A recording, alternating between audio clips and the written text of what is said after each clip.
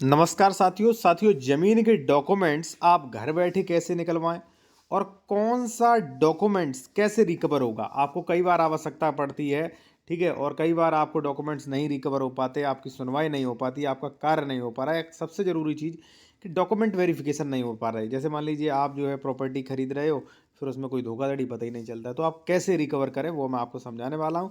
और अगर आप किसी भी मैटर पर विशेषज्ञ द्वारा कानूनी सलाह लेना चाहते हैं तो कॉन्टैक्ट नंबर वीडियो के डिस्क्रिप्शन में मिल जाएगा।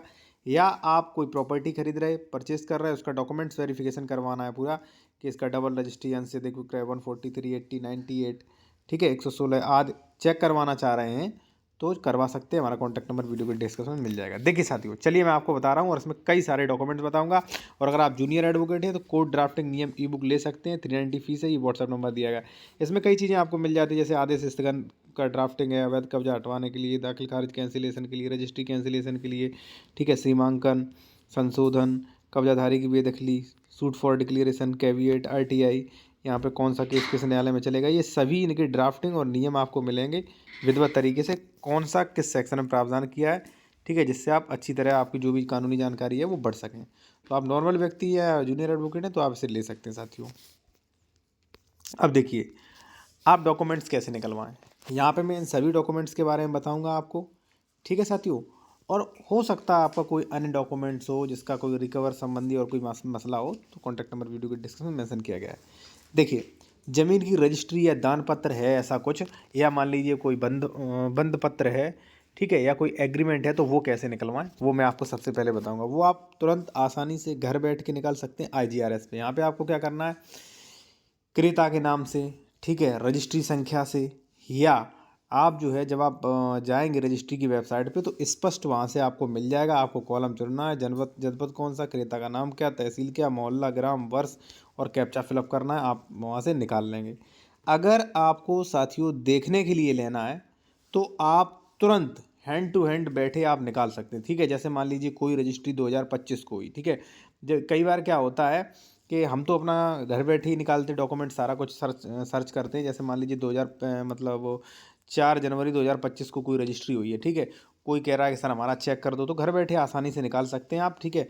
और रजिस्ट्री वेबसाइट पे जाएं और यहाँ पे फिलअप करके आप निकाल सकते हैं। अब जैसे मान लीजिए आपको प्रमाणित प्रतिलिपि चाहिए, ठीक है, कोर्ट के लिए या अन्य कोई, देखिए देखने के लिए चाहिए तो आप ऑनलाइन देख सकते हो।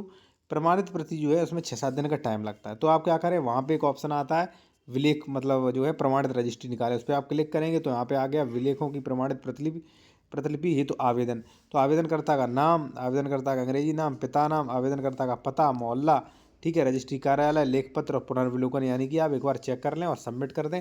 आपका जो है कुछ दिनों बाद इसी वेबसाइट पे आपका अपलोड होके शो होने लगेगा, ठीक है। तो आप इस तरीके से ये निकलवा सकते हैं।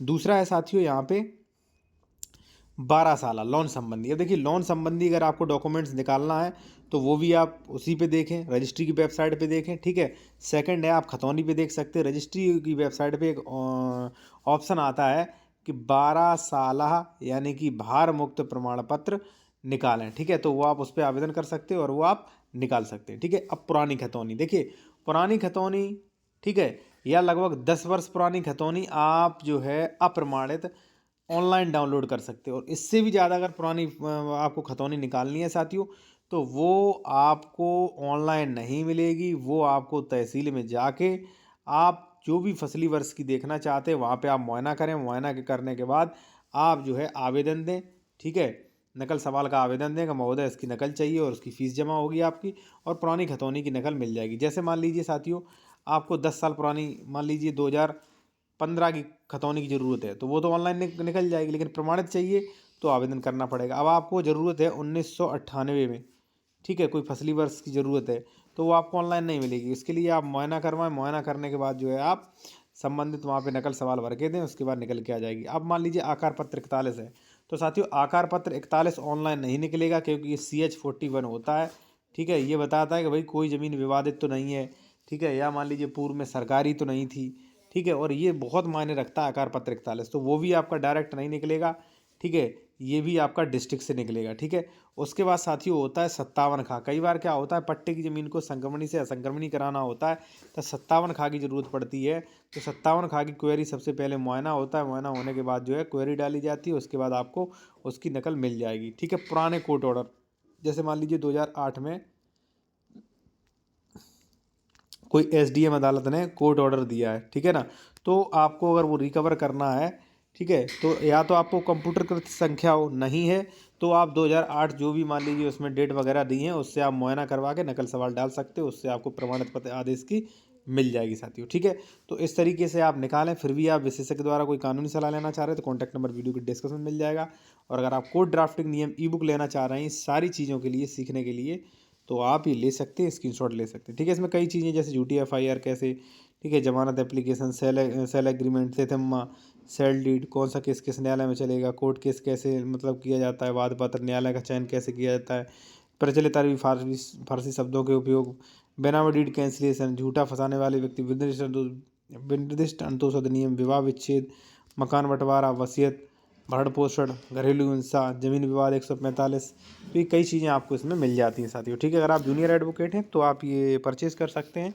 इसमें आपको काफ़ी नॉलेज मिलेगी। नॉलेज विशेष इसमें ये है, जैसे सीमांकन के लिए दिया, तो सीमांकन के लिए बताया है कब धारा 24 में जाएँ, कब सीमांकन नहीं होगा, कब 116 117 में जाएँ, या कब 30(2) में जाएँ आप, ठीक है, या कब 134 में जाएँ, तो वो भी बताया गया आपको।